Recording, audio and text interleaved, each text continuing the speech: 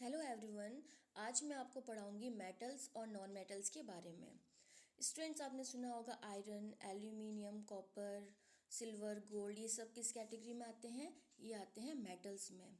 Non metals में क्या आते हैं? जैसे कार्बन है, सल्फर, कोल, ये सारे नॉन मेटल्स होते हैं।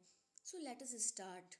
सबसे पहले हम फिज़िकल प्रॉपर्टीज़ पढ़ेंगे, दोनों की क्या फिज़िकल प्रॉपर्टीज़ है। अच्छा, तो सबसे पहली प्रॉपर्टी हम पढ़ेंगे। देखो, मेटल्स जो होते हैं ना वो शाइनी होते हैं। नॉन मेटल्स जो है जिसमें शाइन नहीं होती है, तो हम कह सकते हैं शाइनी को हम लस्टरस भी बोल सकते हैं। तो metals are lustrous while non metals are non lustrous. Second property की हम बात करें तो मेलेबिलिटी। स्टूडेंट्स, आपने पढ़ा होगा मेलेबिलिटी, जितने भी मेटल्स होते हैं ना उसकी हम थिन शीट्स बनाते हैं। They can be beaten into thin sheets. जैसे आप देखते हो आयरन की शीट्स बनती है, एल्यूमिनियम की शीट्स बनती है, बट ये प्रॉपर्टी जो है नॉन मेटल्स में नहीं पाई जाती है।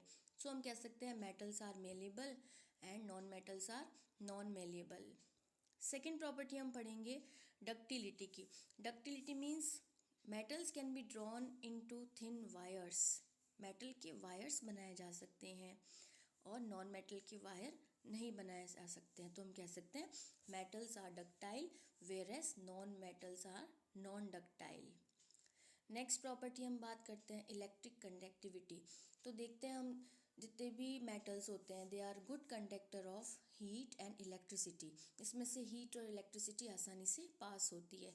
आप देखते हो इलेक्ट्रिक सर्किट के अंदर वायर्स किसके बने होते हैं? मेटल के बने हुए होते हैं।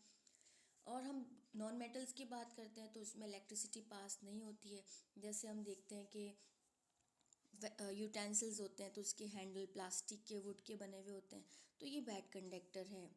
सिमिलरली हम देखते हैं, जैसे एग्जांपल यहाँ पे एक टेबल दे रखी है, यहाँ पे देखते हैं आप आयरन नेल है तो ये तो कंडक्टर है। सल्फ़र नॉन मेटल है तो ये पुअर कंडक्टर है। कोल भी नॉन मेटल है, ये भी पुअर है। कॉपर अगेन मेटल है तो वो गुड कंडक्टर है। तो ये हुई प्रॉपर्टी, चूँकि that is we can say that metals are good conductors of electricity. Next property है सोनोरस नेचर। जितने भी मेटल्स होते हैं ना वो रिंगिंग साउंड होती है उनमें। Metal produces ringing sounds, they are said to be sonorous. Non metals जो होते हैं वो नॉन सोनोरस होते हैं। तो ये बहुत सारी प्रॉपर्टीज़ हमने देखी है, डिफरेंसेस देखे हैं मेटल और नॉन मेटल के। तो हम ब्रीफली हम कह सकते हैं कि we can say metals are hard. Hard होते हैं, सॉलिड फॉर्म में होते हैं, बट एक मेटल जो है लिक्विड फॉर्म में होता है वो है मरकरी। लस्टरस होते हैं, शाइनी, मैलेबल जिसकी शीट्स बनाई जा सकती है, डक्टाइल जिनके वायर्स बना सकते हैं, सोनरस जिसमें से बहुत अच्छी रिंगिंग साउंड निकलती है, और they are good conductor of heat and electricity. ये तो सारे प्रॉपर्टीज़ हो गई मेटल्स की। और नॉन मेटल्स बिल्कुल इनके अपोजिट है। They are non lustrous, they are non malleable, non ductile, bad conductor. तो ये इस तरह से हम पढ़ेंगे फिजिकल प्रॉपर्टीज़ में क्या क्या डिफरेंसेस है मेटल और नॉन मेटल्स में। नॉन मेटल के और एग्जांपल हम देखते हैं तो ऑक्सीजन भी है, phosphorus, carbon, sulphur, these are the example of non metals. Now next, chemical properties. Chemical properties पढ़ने से पहले यहाँ पे देखिए डू यू नो में क्या दिया हुआ है। कुछ मेटल्स जैसे सोडियम, पोटेशियम इतने सॉफ्ट होते हैं कि उनको हम नाइफ से भी कट कर सकते हैं। वैसे तो मेटल हार्ड होते हैं, बट ये दो मेटल्स को छोड़ के ये मेटल्स जो होते हैं ना sodium potassium, they can B cut with the help of knife. Similarly mercury जो मेटल है वो लिक्विड है, जो कि mercury that is found in liquid state at room temperature. ये जो है कुछ एक्सेप्शंस है, अपवाद है। तो केमिकल प्रॉपर्टीज़ में फर्स्ट पड़ेगी reaction with oxygen. Metal generally oxygen के साथ रिएक्ट करता है और मेटल ऑक्साइड्स बनाते हैं। मेटल ऑक्साइड्स का नेचर बेसिक होता है, ये आपको ध्यान रखना है। तो यहाँ पे एक मैग्नीशियम रिबन का एग्जांपल दिया है, मीन्स मैग्नीशियम को ऑक्सीजन में बर्न करेंगे तो क्या बनेगा? मैग्नीशियम ऑक्साइड बनेगा। तो ये यहाँ पे रिएक्शन दे रखी है। आगे हम बात करें, देखिए यहाँ पे क्या एक्टिविटी दी हुई है।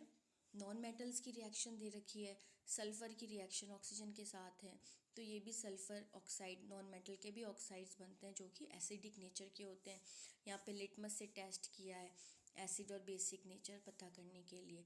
तो हम क्या याद करेंगे, एसिडिक ऑक्साइड्स और बेसिक ऑक्साइड्स दो तरह के होते हैं। मेटल ऑक्साइड्स जो होते हैं वो बेसिक नेचर के होते हैं और नॉन मेटल ऑक्साइड्स होते हैं एसिडिक नेचर के।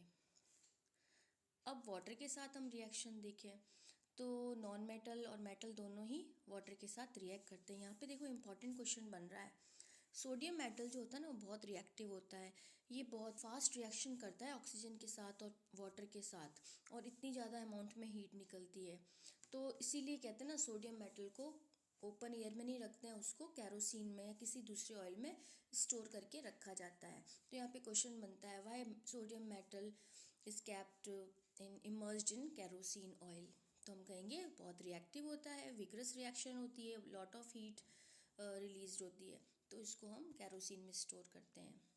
This is a good question. फिर हम बात करते हैं एसिड के साथ रिएक्शन।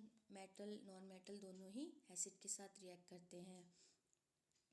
बेसिस के साथ भी इनकी रिएक्शन होती है। बेसिस के साथ रिएक्शन में आप देखेंगे यहाँ पे ये एक्सपेरिमेंट दे रखा है। यहाँ पे देखिए मेटल की रिएक्शन देखिए, यहाँ पे कॉपर सल्फेट के साथ जिंक सल्फेट के साथ हम आगे इसको देखेंगे, ठीक है। अच्छा, अब आगे देखते हैं इसके, देखिए यूजेस पढ़ लेते हैं हम। Uses of metals and non metals, very important. Non metals हम देखते हैं, देखिए non metals essential for our life which all living organism inhale. देखिए ऑक्सीजन क्या है, नॉन मेटल है, जो कि बहुत एसेंशियल है हमारे लिए। नॉन मेटल फर्टिलाइजर्स में यूज़ होता है, प्लांट की ग्रोथ के लिए इम्पॉर्टेंट है। नॉन मेटल प्योरीफिकेशन, वाटर को प्योरीफाई करने में यूज़ होते हैं। Non metal use in the purple colour solution which is applied on the wound. घाव हो जाता है तो एंटीसेप्टिक के रूप में नॉन मेटल ही लगाया जाता है। Non metals use in crackers. तो ये सब यूजेस है किसके, नॉन मेटल्स के। यहाँ पे हम कह सकते हैं मेटल्स के यूजेस तो बहुत सारे हैं। देखिए मशीनरी में, automobiles, aeroplanes, trains, satellite, cooking utensils, water boilers, ये सारे यूजेस हम मेटल के पढ़ते हैं। तो ये डिफरेंसेस पूछे जाते हैं uses of metals and non metals.